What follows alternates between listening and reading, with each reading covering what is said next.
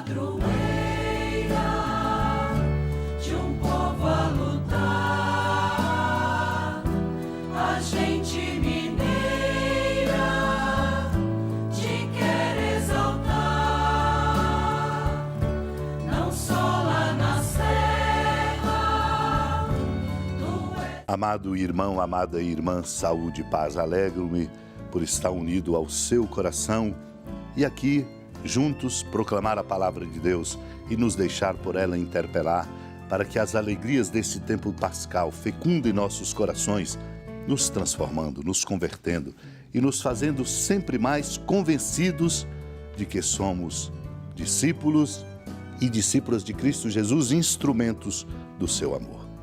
Lembro aqui, preparando-nos para proclamar a palavra de Deus, Santo Agostinho, num dos seus sermões, quando ele diz: nós esperávamos, disseram os discípulos, que fosse ele que libertaria Israel.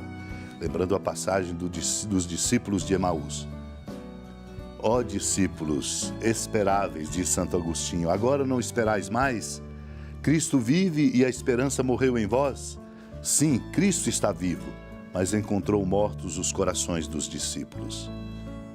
Então o Senhor mostra-se a seus olhos, sem se manifestar, torna-se visível e se oculta.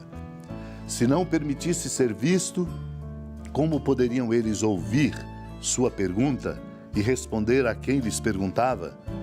Como um companheiro ia com eles pelo caminho, porém era ele quem os conduzia. Os discípulos o veem, embora não saibam quem ele é.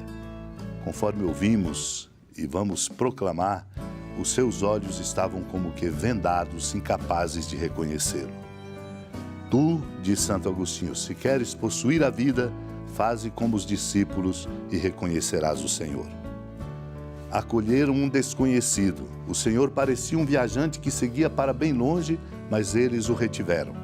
E chegando ao lugar para onde iam, disseram-lhe: fica conosco, pois já é tarde, a noite vem chegando. Retém o hóspede, se queres, diz Santo Agostinho, reconhecer o Salvador. O que a incredulidade levara, a hospitalidade trouxe de volta. O Senhor se tornou presente ao partir o pão. Por isso, diz ele, aprendei, pois, onde procurá-lo, onde encontrá-lo, onde reconhecê-lo, quando recebeis na comunhão. Naquele mesmo dia, o primeiro da semana, 2 dos discípulos de Jesus iam para um povoado chamado Emaús, distante 11 quilômetros de Jerusalém. Conversavam sobre todas as coisas que tinham acontecido. Enquanto conversavam e discutiam, o próprio Jesus se aproximou e começou a caminhar com eles. Os discípulos, porém, estavam como que cegos e não o reconheceram. Então Jesus perguntou: o que ides conversando pelo caminho? Eles pararam com o rosto triste. Um deles, chamado Cleofas, lhe disse: tu és o único peregrino em Jerusalém que não sabes o que lá aconteceu nestes últimos dias? Ele perguntou: o que foi? Os discípulos responderam: o que aconteceu com Jesus o Nazareno, que foi um profeta poderoso em obras e palavras diante de Deus e diante de todo o povo. Nossos sumos sacerdotes e nossos chefes o entregaram para ser condenado à morte e o crucificaram. Nós esperávamos que ele fosse libertar Israel, mas apesar de tudo isso, já faz 3 dias que todas essas coisas aconteceram. É verdade que algumas mulheres do nosso grupo nos deram um susto. Elas foram de madrugada ao túmulo e não encontraram o corpo dele. Então voltaram dizendo que tinham visto anjos e que estes afirmaram que Jesus está vivo. Alguns dos nossos foram ao túmulo e encontraram as coisas como as mulheres tinham dito. A ele, porém, ninguém o viu. Amado e amada de Deus, somos os discípulos de Emaús, precisados de conversar, mas também de alargar o nosso horizonte por um diálogo a ser feito na presença de nosso Deus. Enquanto conversavam e discutiam, foi quando Jesus se aproximou e começou a caminhar com eles. Deus caminha sempre conosco. Os discípulos estavam como que cegos, não reconheceram aquela força da presença, um risco que precisamos dele cuidar e superá-lo para não produzirmos prejuízos e passivos na nossa vida. Por isso Jesus lhes pergunta: o que ides conversando pelo caminho? Entristecidos, Cleófas diz: Tu és o único peregrino em Jerusalém que não sabe o que lá aconteceu nesses últimos dias? O Senhor pergunta-lhes o que foi. Deus dialoga conosco para que nós possamos dizer da nossa fraqueza e, ao dizer, nós possamos dizer e tomar consciência do nosso limite. O que aconteceu com ele, o poderoso profeta. Aí Jesus, depois de ouvir, diz: Como sois sem inteligência, lentos para crer, não compreendes as Escrituras? Será que o Cristo não devia sofrer tudo isso para entrar na sua glória? E começou a ensinar-lhes, passando por Moisés e pelos profetas, para ajudá-los a conhecer a força do amor de Deus manifestada em Cristo.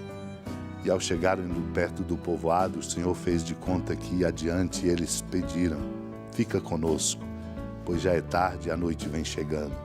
Só pode ser esse o pedido e o desejo do nosso coração.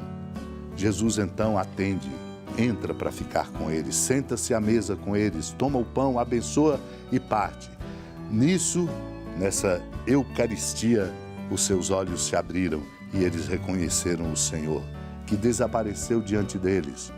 E então eles mesmos constataram: a força da presença de Deus faz arder o coração, enquanto Ele também fala daquilo que nós precisamos ouvir para compreender a força do seu amor.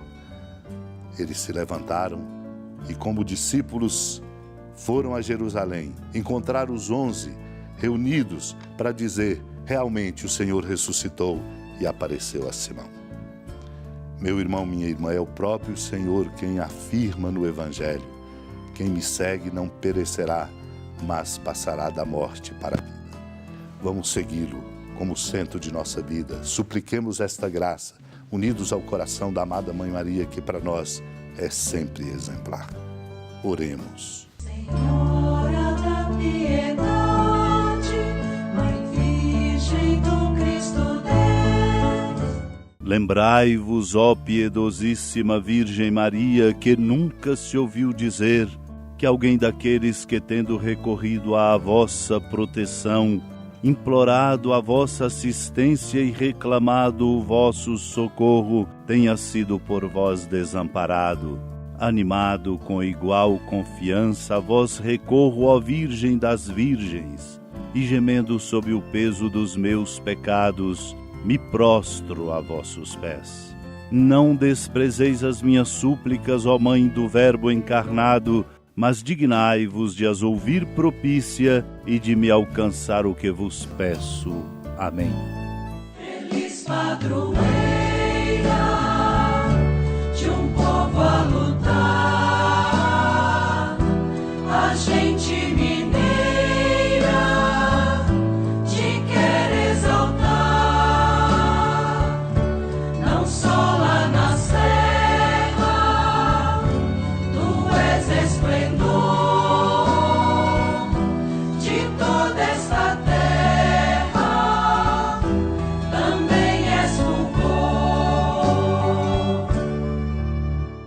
Amado irmão, amada irmã, com alegria do Santuário Basílica da Padroeira do Estado de Minas Gerais, a Senhora da Piedade, que da sua casa de clemência e bondade nos acompanha e nos abençoa do alto da serra, magnífica arquitetura divina, a bênção de Deus, amor misericordioso.